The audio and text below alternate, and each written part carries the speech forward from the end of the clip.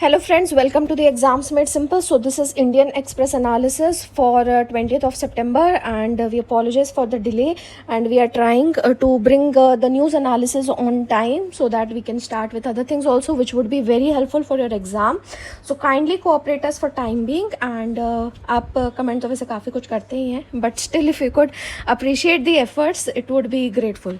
Okay, so let's start with the editorial section. तो सबसे पहले जो editorial आया था it's on power game. तो पावर सेक्टर जो है इंडिया में वो काफ़ी ज़्यादा साइट ऑफ कंटेस्टेशन हो रहा है between centre and the states, और ये खासकर किस सेगमेंट में हो रहा है, पावर डिस्ट्रीब्यूशन सेगमेंट में हो रहा है, एंड जो कि वीकेस्ट लिंक है पावर चेन की।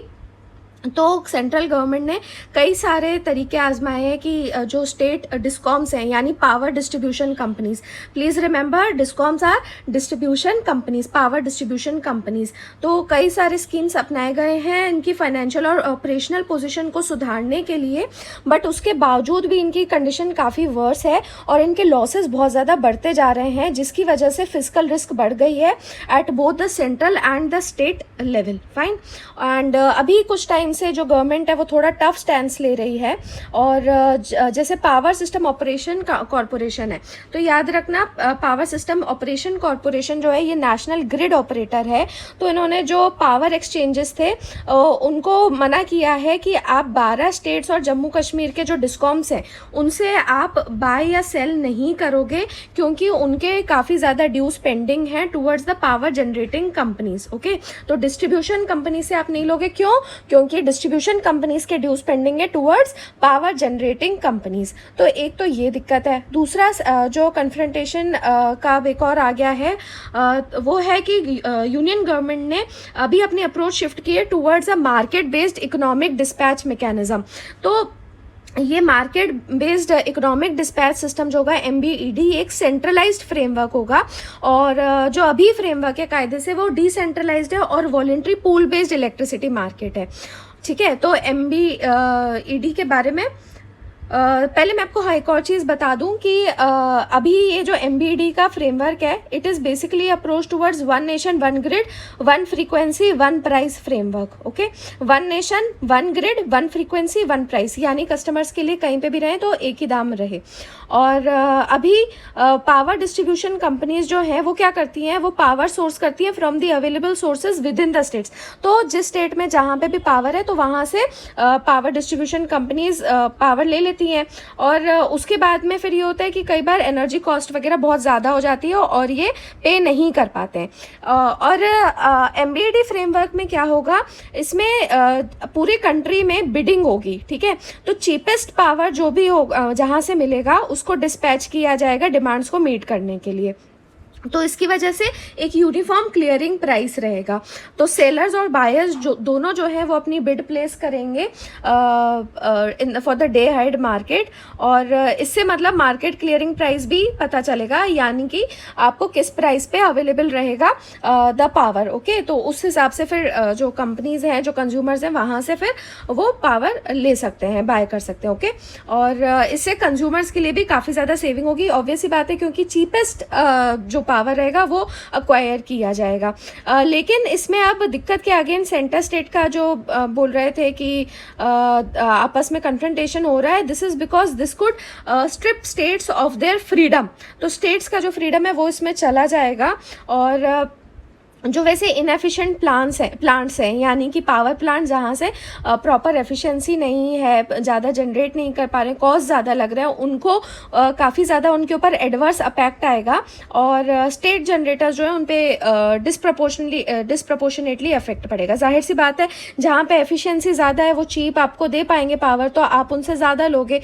तो ऐसे में जो कुछ स्टेट्स के हैं पावर जनरेटर, उनको काफ़ी ज़्यादा लॉस फेस करना पड़ेगा। ओके, तो अब इन्होंने बस ये सजेशन दिया है कि जितने भी स्टेक होल्डर्स हैं, स्टेट गवर्नमेंट से लेके लोड डिस्पैच सेंटर्स तक और पावर एक्सचेंजेस तक, उनको सबको इस प्रोसेस में हर स्टेप पे कंसल्ट करना उनसे ज़रूरी है। ओके, अब नेक्स्ट जो आया है, एक्चुअली में ये फिर से दो आर्टिकल्स आए on the same thing. In fact there was an article on the same thing in the explained section also. तो लेकिन मेन हमारे काम का यहाँ एडिटोरियल में ही है. So we will study these both these articles. This is on the hijab protest in Iran और लिफ्टिंग द वेल. ओके, तो अब एक्चुअली में प्रोटेस्ट जो है वो 2 ही 3 दिन का हुआ है ईरान में. और एक्चुअली में महासा अमीनी करके वहाँ पे 22 year old she was a girl and उनकी डेथ हो गई है. And she was arrested by the countries morality police for allegedly violating the strict headscarf rule. ठीक है, तो वहाँ पे हेडस्कार्फ रूल है कि आपको हिजाब पहनना ज़रूरी है. और उसके बाद में अब ये जो प्रोटेस्ट हो रहा है इनकी डेथ के बाद में, तो विमेन जो है वो अपनी पिक्चर्स पोस्ट कर रही हैं. और ये केवल बहुत छोटा सा एक इशू नहीं है हिजाब के ऊपर. ये आप देखोगे कि ईरान के मतलब खासकर अगर अपन हिस्ट्री पढ़ें तो उसमें काफ़ी ज़्यादा इस चीज़ का मतलब महत्व है, इम्पॉर्टेंस है. और हो सकता है कि आगे भी चीज़ें कहीं और लीड करें. ओके, तो दोनों आर्टिकल इसलिए हम पढ़ेंगे. ओके, तो विमेन अब क्या कर रही हैं, वहाँ की वो अपनी फ़ोटोज़ पोस्ट कर रही हैं जहाँ पे वो अपने हेडस्कार्फ यानी हिजाब को जला रहे हैं. And they are cutting off their hair अपने एंगर को एक्सप्रेस करने के लिए.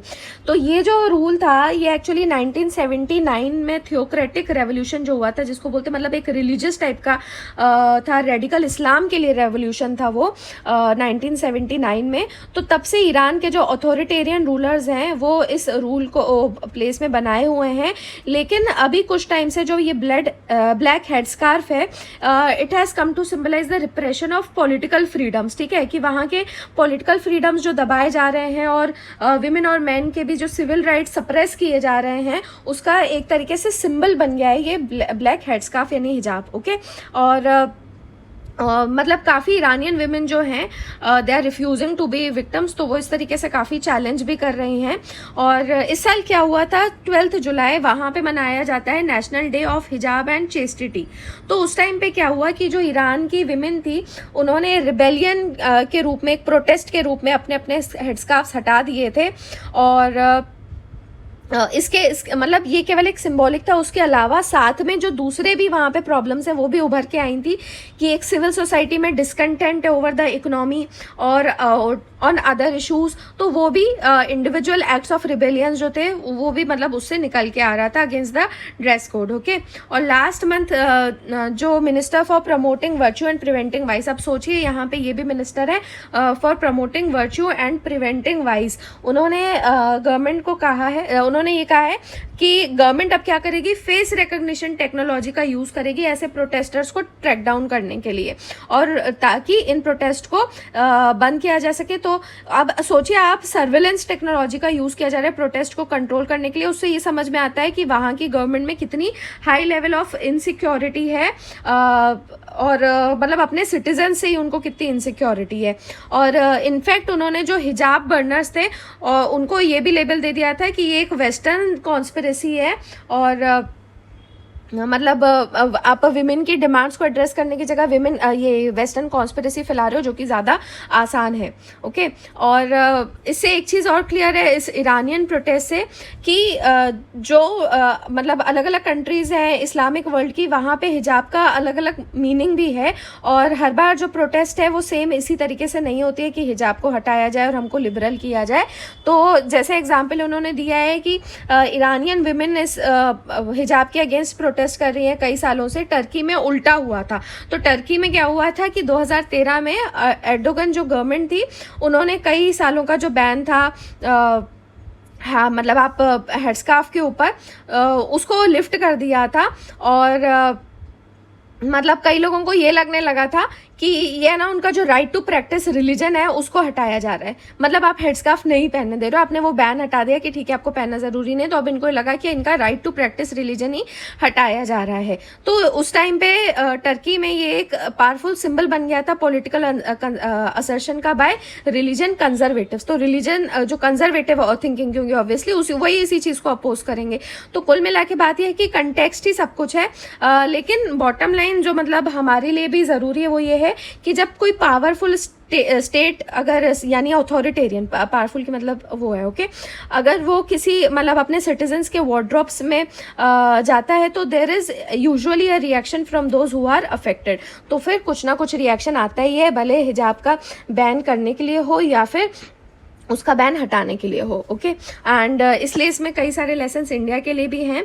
अब इसी से रिलेटेड जो दूसरा आर्टिकल है वो भी देख लेते हैं, टेकिंग ऑफ द हिजाब। तो जो डिफरेंट चीज़ें केवल वही देखेंगे। अब ईरानियन रेवोल्यूशन जो है, मैंने आपको बताया 1979 में ये एंड हुआ था, जिसमें किसकी विक्ट्री हुई थी, इस्लामिस्ट की, और एक इस्लामिक रिपब्लिक बना था। और हालांकि इस रेवोल्यूशन में काफ़ी ज़्यादा विमेन भी थी, and there were thousands of young women जिन्होंने फिर इस्लामिस्ट और लेफ्टिस्ट पॉलिटिकल ग्रुप्स को ज्वाइन किया था। और अयतुल्ला खोमेनी जो इसके बाद में आए थे रूल में, उन्होंने विमेन को अप्रिशिएट भी किया था for their involvement in the revolution.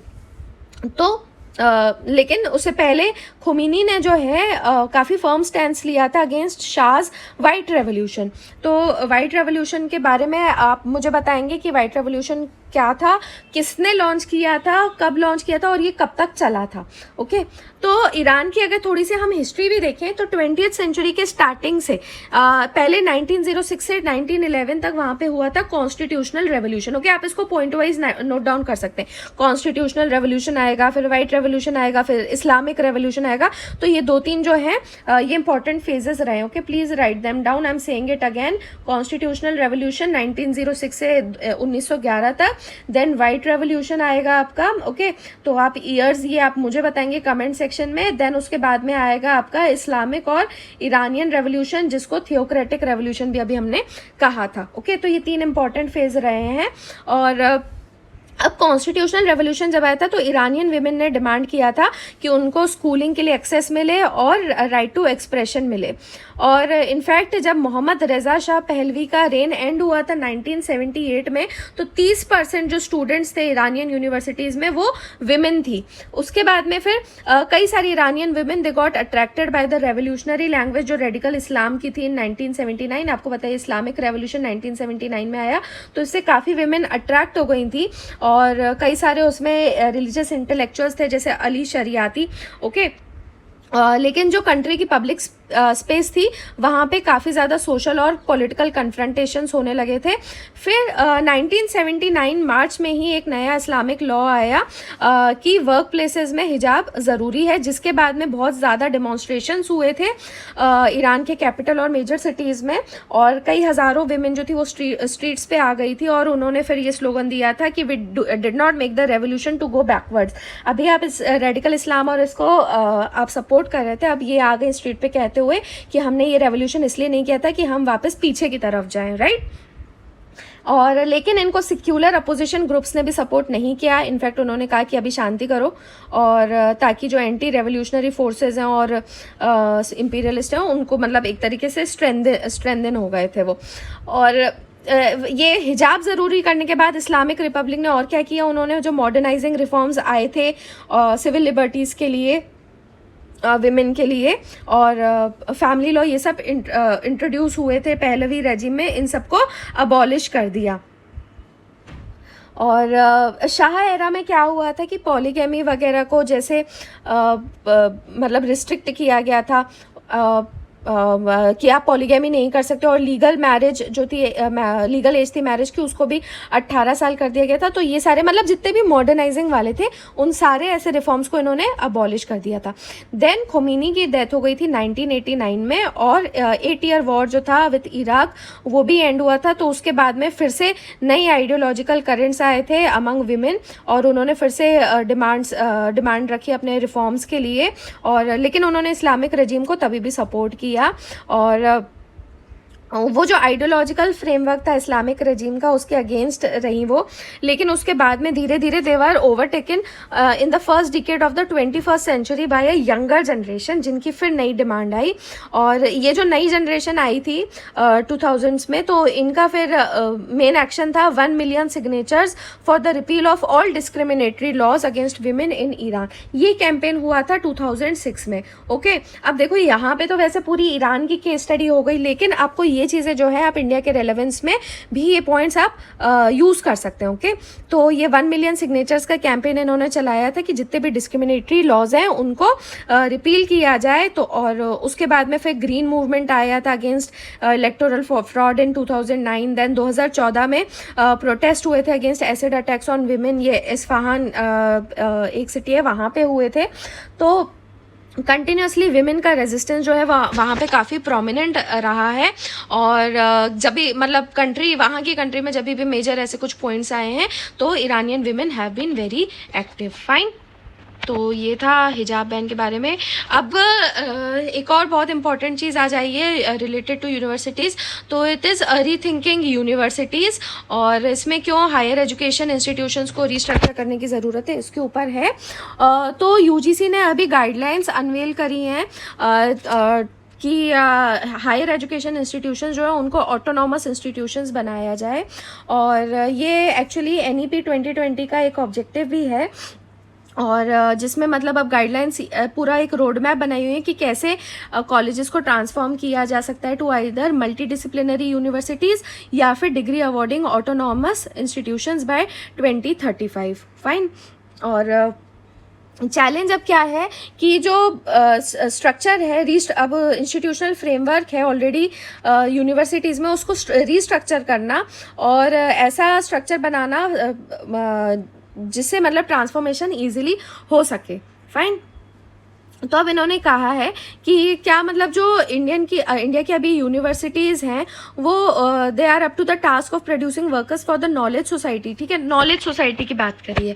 तो अब इन्होंने कहा आप किसी भी प्रिज्म से देखो, एम्प्लॉयबिलिटी के तरीके से देखो, क्वालिटी ऑफ रिसर्च के तरीके से देखो, या इंस्ट्रक्शन के तरीके से देखो, तो रिजल्ट जो है अंडरवेलमिंग है।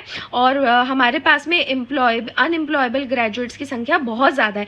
यानी कि आप नॉलेज सोसाइटी नहीं बना सकते, है ना, कि आप जो मतलब घिसी पिटी चली आ रही है स्ट्रक्चर, उसी के बेसिस पे आप एजुकेशन इम्पार्ट कर रहे हो, लेकिन वो ऐसे जो ग्रेजुएट्स निकल रहे हैं वो एम्प्लॉयबल नहीं है। तो many among you also would be struggling for jobs. तो आपको ये चीज़ अच्छे से समझ में आ रही होगी। और इसीलिए ज़रूरी है कि जो हमारे हायर एजुकेशन इंस्टीट्यूट हैं HEI, और उनको मतलब पहले खुद को ट्रांसफॉर्म करना ज़रूरी है as per the new policy, ताकि जो उनकी इंस्टीट्यूशनल वीकनेसेस हैं वो इस पॉलिसी के फ्रुक्टिफिकेशन के बीच में ना आए। ओके, तो वैसे मतलब जो वीकनेसेस बताई जाती हैं नॉर्मली वो क्या क्या बताई जाती हैं कि प्रॉपरली इंस्ट्रक्शन नहीं दिया जाता है, यानी कि वही पढ़ाने में दिक्कतें हैं, and inability of most of our institution to offer relevant skills. तो रेलिवेंट स्किल्स भी इम्पार्ट नहीं की जाती, ये मेन वीकनेसेस बताई जाती हैं। लेकिन ऑथर्स ने कहा है कि यहाँ पे एक डीपर मलाइस है कि आप जो नॉलेज ऑलरेडी है उसको आपकी इनेबिलिटी है दैट यू कांट अपग्रेड और क्रिएट दैट नॉलेज। तो ये जो वीकनेस है कि दिस इनेबिलिटी टू अपग्रेड और क्रिएट नॉलेज, ये और ज़्यादा मतलब this is further situated in the structural weaknesses. Okay, तो स्ट्रक्चरल वीकनेसेस क्या हैं, जैसे कि यूनिवर्सिटीज़ जो है इंडिया में वो ज़्यादातर ऑटोनॉमस तो है। जब फैकल्टी के अपॉइंटमेंट की बात आती है तो अगर ऑटोनॉमस इंस्टीट्यूशंस यदि अकाउंटेबल भी हो जाएं कुछ गोल्स को डिलीवर करने के लिए, तो उसके लिए उनको ज़रूरी है कि उनके पास में अथॉरिटी होनी चाहिए। फाइन, और वैसे मतलब जो डेवलप्ड नेशंस होते हैं वहाँ पे HEI उनसे अलग HEIs जो यहाँ इंडिया के हैं वो लार्जली स्टेट फंडेड है ना। वहाँ पे उनकी खुद की पब्लिक मतलब प्राइवेट फंडिंग वगैरह रहती है डेवलप्ड नेशंस में बड़े इंस्टीट्यूशंस की, लेकिन इंडिया में ऐसे इंस्टीट्यूशन स्टेट फंडेड है ना। तो इसलिए ये क्या हैं कि इनको मतलब रिसोर्सेज तो मिल जाते हैं, तो अब ये जो फैकल्टी का क्वालिटी होती है वो बहुत पुअर कर देते हैं, और इनफैक्ट जो फैकल्टी सिलेक्ट भी की जाती है उसकी स्किल्स को अपग्रेड नहीं करते। आप देखो मेन रीजन समझो, स्ट्रक्चरल जो हम वीकनेस कह रहे हैं वो क्या वीकनेस है कि आपने ऑटोनॉमी तो दे दी फैकल्टी को सिलेक्ट करने की, लेकिन अकाउंटेबिलिटी नहीं है कि ये जो फैकल्टी है क्या ये मतलब इसकी क्वालिटी अपग्रेड हुई है, क्या ये नॉलेज को क्रिएट कर पा रहे हैं, वो चीज़ यहाँ पे देखने के लिए कोई नहीं है। तो इसके लिए अब इन्होंने बोला कि यूजीसी ने ग्रेडिंग सिस्टम हालांकि इंट्रोड्यूस किया है, फाइनेंशियल ग्रांट्स भी देते हैं एज पर द ग्रेड्स, और फैकल्टी मॉनिटरिंग और करियर एडवांसमेंट स्कीम्स भी है, लेकिन कोई भी बाइंडिंग मैकेनिज्म नहीं है जिससे कि जो नॉन परफॉर्मर्स हैं उनको मतलब रोका जा सके और जो परफॉर्मिंग उनके कलीग्स हैं उनको आगे बढ़ाया जा सके, है ना। तो आप फैकल्टी मॉनिटरिंग वगैरह कर रहे हो, लेकिन कोई भी बाइंडिंग मैकेनिज्म नहीं है। और तो अब यहाँ पे इन्होंने सजेशन दिया है कि जो मोड ऑफ अपॉइंटमेंट है टीचर्स का उसको री एग्जामाइन करने की ज़रूरत है और ऐसे मैकेनिज्म्स डिवाइस करने की ज़रूरत है ताकि जो यूनिवर्सिटीज़ हैं बेस्ट पॉसिबल कैंडिडेट्स को सिलेक्ट करें। हालांकि उनके इंसेंटिव डिसइंसेंटिव का जो भी आपको करना है फैकल्टी को, वो आप यूनिवर्सिटीज़ को ऑटोनॉमी छोड़ सकते हो, है ना, उनको आप ऑटोनॉमी दे सकते हो। अब इसी से दूसरा स्ट्रक्चरल वीकनेस जो रिलेटेड है वो है इशू ऑफ करिकुलम। ओके, तो अब जो हम नॉलेज सोसाइटी बनाने जा रहे हैं तो वेल्थ उसमें तभी बन सकती है जब नॉलेज का प्रॉपर एक्सप्लॉयटेशन हो। हम उन सोसाइटीज़ में से नहीं है जहाँ पे बहुत ज़्यादा टेंजिबल सोर्सेज जैसे कि कैपिटल और लेबर से ही इंप्रूवमेंट आता है। We are knowledge based economy, है ना। तो अब इन्होंने बोला इसलिए नॉलेज का क्रिएशन और अपग्रेडेशन करना बहुत ज़्यादा ज़रूरी है। This is related to curriculum. तो इन्होंने कुछ सजेशन भी दिया है कि ऑल्टरनेटिव इंस्टीट्यूशंस जैसे हो गए, बिजनेस एसोसिएशंस हो गए, प्रैक्टिशनर्स हो गए, सोशल एंटरप्रेन्योर हो गए, तो वो भी इस चीज़ में कोऑपरेट कर सकते हैं और कम्पीट कर सकते हैं with formal bodies like universities and research institutes ताकि नॉलेज को प्रोड्यूस किया जा सके। तो जो इंस्टीट्यूशनल रिजिडिटीज़ होती हैं फॉर्मल इंस्टीट्यूशंस, अभी तक मतलब जो वही HEI स्टेट फंडेड वाले चले आ रहे हैं, तो वहाँ पे इंस्टीट्यूशनल रिजिडिटीज़ होती हैं, है ना, और इसलिए वो फ्री अडेप्टेशन ऑफ नॉलेज नहीं हो पाता है। तो अगर बाकी इंस्टीट्यूशंस वगैरह भी कोऑपरेट करें, कम्पीट करें, तो इस सिनेरियो को भी इम्प्रूव किया जा सकता है, राइट। और यूजीसी ने एक प्रपोजल भी दिया था अभी एजुकेशनल इंस्टीट्यूशंस को कि वो प्रोफेसर्स ऑफ प्रैक्टिस हायर कर सकते हैं और वो इसी प्रॉब्लम को रेक्टिफाई करने के लिए ताकि नॉलेज की तरफ, नॉलेज क्रिएशन के लिए तरफ जाएं। पर इसके अलावा इनका कहना है कि HEI जो हैं वो और भी काफ़ी कुछ कर सकते हैं।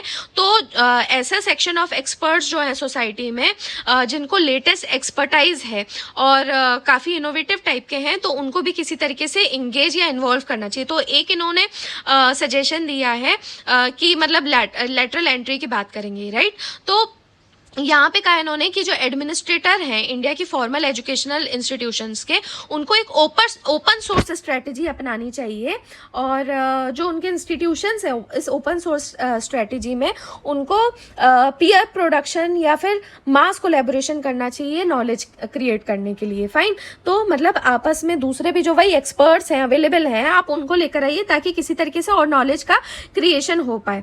और जो अभी तक अप्रोच रही है रिक्रूटमेंट नॉर्म्स की, उसको और ज़्यादा फ्लेक्सिबल बनाने की ज़रूरत है ताकि जो नॉन ट्रेडिशनल क्रिएटर्स हैं और डिसेमिनेटर्स ऑफ नॉलेज है, देखिए यहाँ पे वर्ड्स है ना बहुत अच्छे यूज़ करते हैं ये सब एडिटोरियल्स में, तो आप इनको है ना यूज़ करें, आप इसको अपने पास में लिख के रखें, right. Lateral entry to non traditional creators and disseminators of knowledge, ताकि वो भी हायर एजुकेशन सिस्टम में भी वो अपना पार्ट भी प्ले कर सकें। तो NEP ने हालांकि ऑटोनॉमी का सिग्निफिकेंस बताया है, लेकिन अकाउंटेबिलिटी को हम पीछे नहीं छोड़ सकते हैं। और वही कि स्टेट्स और स्टेट यूनिवर्सिटीज़ और इंस्टीट्यूशंस पब्लिक फंडेड है, तो अकाउंटेबिलिटी जो मार्केट की वो तो उनके ऊपर इम्पोज नहीं की जा सकती है। लेकिन अगर थोड़ा सा इसमें कंपटीशन लाया जाए तो जो मोनोपोली है कंटेंट डिलीवरी को लेके वो धीरे धीरे चली जाएगी और जो लर्नर्स हैं, जो सीखने वाले हैं, वो खुद ही इंस्टीट्यूशंस को अकाउंटेबल भी होल्ड करेंगे। और इस वजह से फिर जो ऐसी यूनिवर्सिटीज़ हैं जहाँ पे अपग्रेडेशन नहीं हो रहा है, उनको भी मुश्किल आएगी कि वो फंडिंग मांग सकें गवर्नमेंट से। और धीरे धीरे जो चेंज आएगा वो ये आएगा कि फंडिंग बॉडीज़ जो हैं वो परफॉर्मेंस बेस्ड फंडिंग करेंगी और हो सकता है कि जो सपोर्ट है वो सीधे लर्नर्स के पास जाए रेदर देन दी इंस्टीट्यूशंस। तो ये तो बहुत फारफेस्ट चीज़ है, इसके ऊपर कुछ अभी कमेंट नहीं कर सकते, but these were few suggestions, आप चाहें तो यूज़ कर सकते हैं। अब नेक्स्ट है SC Kota for Dalit Muslims and Christians and what is the story. तो अभी सेंटर ने डिसाइड किया है कि एक नेशनल कमीशन बनाया जाएगा जो कि सोशल, इकोनॉमिक और एजुकेशनल स्टेटस जो है दलित्स का उसको स्टडी करेगा। लेकिन ऐसे दलित जो कि हिंदुज़म, बुद्धिज़्म और सिखिज़्म को छोड़ के दूसरे रिलीजन्स यानी कि क्रिश्चियनिटी और इस्लाम में कन्वर्ट हुए हैं। तो ऐसे कई सारे पिटिशंस एक्चुअली सुप्रीम कोर्ट के पास पेंडिंग थे कि शेड्यूल कास्ट का रिजर्वेशन बेनिफिट्स दिए जाएं टू दलित्स जो कि क्रिश्चियनिटी या इस्लाम में कन्वर्ट हुए हैं। तो क्यों अभी तक मतलब Dalits who convert to Christianity और इस्लाम, उनको अभी तक बेनिफिट्स क्यों नहीं दिए जाते हैं? तो उसका ओरिजिनल रैशनल ये था कि एससीज को रिजर्वेशन देने का मतलब मेन रीज़न ही ये था कि ये जो सेक्शंस हैं इन्होंने सोशल इविल ऑफ अनटचेबिलिटी को काफ़ी ज़्यादा टॉलरेट किया है जो कि हिंदुइज्म में प्रैक्टिस की जा रही थी।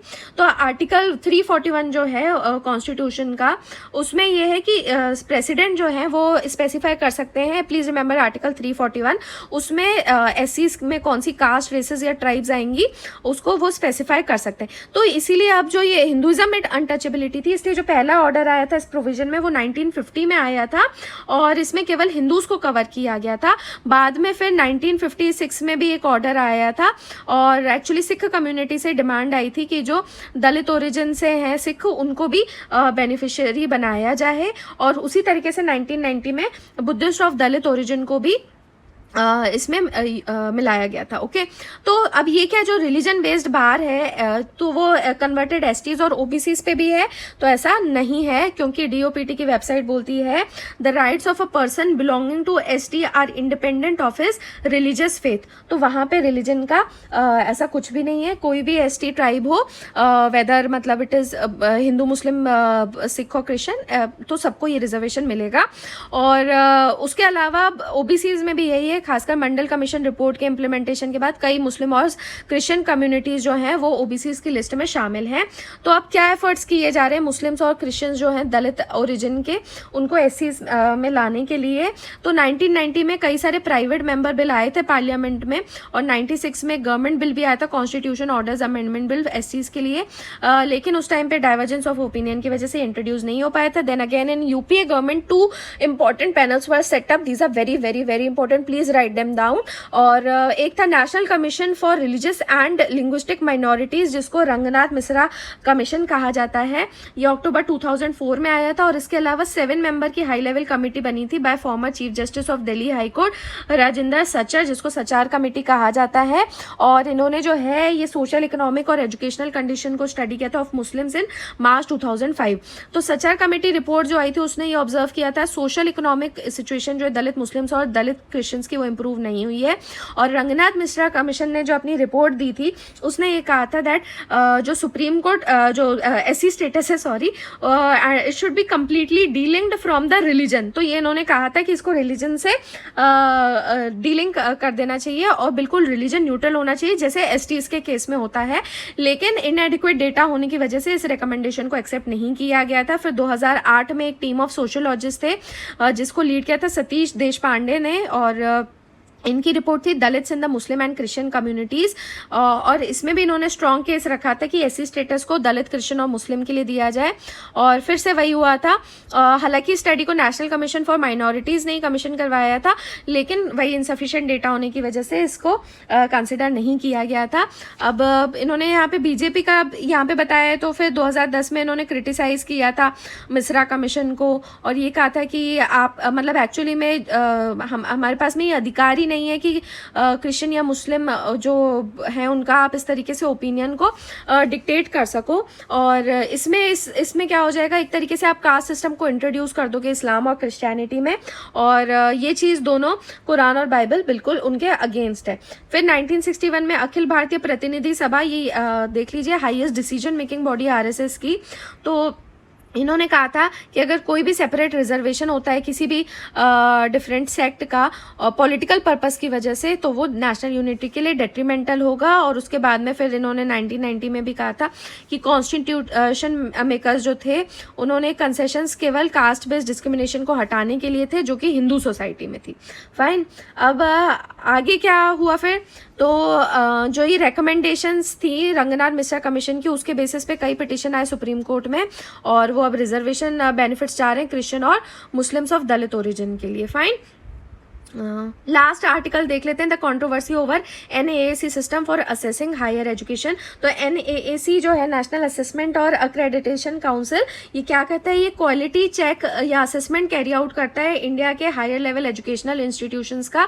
और अभी कंट्रोवर्सी हुई है क्योंकि महाराजा सयाजीराव एक यूनिवर्सिटी बड़ौदा में तो उसकी रेटिंग चेंज हुई थी और उसमें एलिगेशंस थे ब्राइबरी के। तो NAAC के बारे में पहले देख लेते हैं। एक ऑटोनॉमस बॉडी है अंडर UGC और CEIs ये सर्टिफाई करते हैं, जो कि अक्रेडिटेशन का पार्ट है। मल्टी लेयर्ड प्रोसेस होता है और हायर एजुकेशन इंस्टीट्यूशन मतलब इसमें इसको ये पता चलता है कि क्या वो क्वालिटी स्टैंडर्ड्स को मीट कर रहा है कि नहीं, और ये इवैल्यूएटर इसमें रेटिंग देते हैं। प्लस से लेके C तक की रेटिंग है, और अगर D दे दिया तो मतलब इट इज़ नॉट अक्रेडिटेड। तो ये कैसे प्रोसेस होता है, तो इसके बारे में मतलब NAAC के एग्जीक्यूटिव कमेटी चेयरमैन है भूषण पटवर्धन, उन्होंने बताया कि जो अभी अप्रोच है वो इसकी इनपुट बेस्ड है, यानी कि जो सेल्फ असेसमेंट रिपोर्ट होती है जिस भी इंस्टीट्यूशन ने अप्लाई किया है उसके ऊपर ये NAAC रिलाई करता है। तो कोई भी इंस्टीट्यूशन जो है वो अपनी सेल्फ स्टडी रिपोर्ट देता है, जिसको फिर NAAC स्टडी करता है, फिर उसकी एक्सपर्ट टीम वैलिडेट करती है, उसके बाद में पीयर टीम के विजिट होते हैं। तो ये जो पीयर टीम के विजिट है, इसी में कंट्रोवर्सी हुई है। तो एक अनोनिमस कंप्लेंट हुई थी NAAC में कि मतलब इसमें जो यूनिवर्सिटी है उसने पीयर रिव्यू टीम को इन्फ्लुएंस करने की कोशिश करी है, और इसलिए NAAC ने उसकी ग्रेडिंग को रोक लिया था, लेकिन बाद में फिर इम्प्रूव्ड ग्रेडिंग दी थी और ये कहा था कि वो एलिगेशंस फॉल्स थे। तो अब ये कंट्रोवर्सी एक्चुअली ऐसे टाइम पे आई है जब ये चीज कंसिडर की जा रही थी कि पीयर टीम विजिट्स का जो रोल है उसको रिड्यूस करने की जरूरत है। तो अब क्या दूसरे ऑल्टरनेटिव्स हैं, अब ये कहा जा रहा है कि इनपुट बेस्ड की जगह आउटकम बेस्ड अप्रोच होनी चाहिए, और जो मतलब उसकी सेल्फ स्टडी रिपोर्ट्स के अलावा जो उस NAAC को उसके एविडेंसेस लेने चाहिए कि आपके लर्निंग मटेरियल क्या है, आपके असेसमेंट टास्क के बारे में, फाइनल एग्जामिनेशंस के बारे में, ताकि आपको आउटकम पता चल सके कि क्या मतलब इम्प्रूवमेंट हुआ है। अच्छा, कितने इंस्टीट्यूशन है इंडिया में जो कि अक्रेडिटेड है, तो all India survey of higher education में तो 1043 यूनिवर्सिटीज एंड 343 कॉलेजेस हैं, लेकिन NAAC क्रेडिटेड केवल 406 यूनिवर्सिटीज और 8686 कॉलेजेस हैं, जिसमें सबसे ज्यादा क्रेडिटेड कॉलेजेस महाराष्ट्र में है, फॉलोड बाय कर्नाटका, और सबसे ज्यादा अगर अक्रेडिटेड यूनिवर्सिटीज की बात की जाए तो वो तमिलनाडु में है। Fine, please remember this data, you can write this down. क्या सारे एजुकेशनल इंस्टीट्यूशंस अप्लाई कर सकते हैं अक्रेडिटेशन के लिए? नहीं, केवल वो जो कि या फिर एटलीस्ट 6 साल पुराने हैं या वहाँ से कम 2 बैचेस स्टूडेंट्स के ग्रेजुएट होके निकले हैं, और जो अक्रेडिटेशन होता है वो 5 साल के लिए वैलिड होता है। इंस्टीट्यूट्स को UGC रिकग्नाइज्ड होना चाहिए, और उसके पास में रेगुलर स्टूडेंट्स होने चाहिए फुल टाइम वाले बेसिस पे, और अभी तक केवल 19 यूनिवर्सिटीज ऐसी हैं और 121 कॉलेजेस ऐसे हैं जिनको NAAC 4 टाइम्स रिव्यू कर चुका है 5-5 साल के गैप पे। फाइन, तो इतने कम इंस्टीट्यूट्स क्यों अक्रेडिट हुए हैं? तो ज़्यादातर अप्लाई नहीं करते हैं क्योंकि उनको डर होता है कि पुअर ग्रेडिंग होगी, और जबकि अक्रेडिटेशन को मैंडेटरी बनाया गया है बाय UGC रेगुलेशंस 2012। तो इसमें एक दूसरा अब पॉसिबिलिटी एक्सप्लोर की थी NAAC ने, that was the system of provisional accreditation for colleges. तो इसमें 1 साल पुराने इंस्टीट्यूशंस भी अप्लाई कर सकते हैं, और ये सर्टिफिकेट आपके 2 साल के लिए वैलिड रहेगा। फाइन, तो देखते हैं अब इसमें आगे क्या होता है। So that was all from today, I hope आपको अच्छा लगा। So please like and share, and thanks for watching, have a nice day.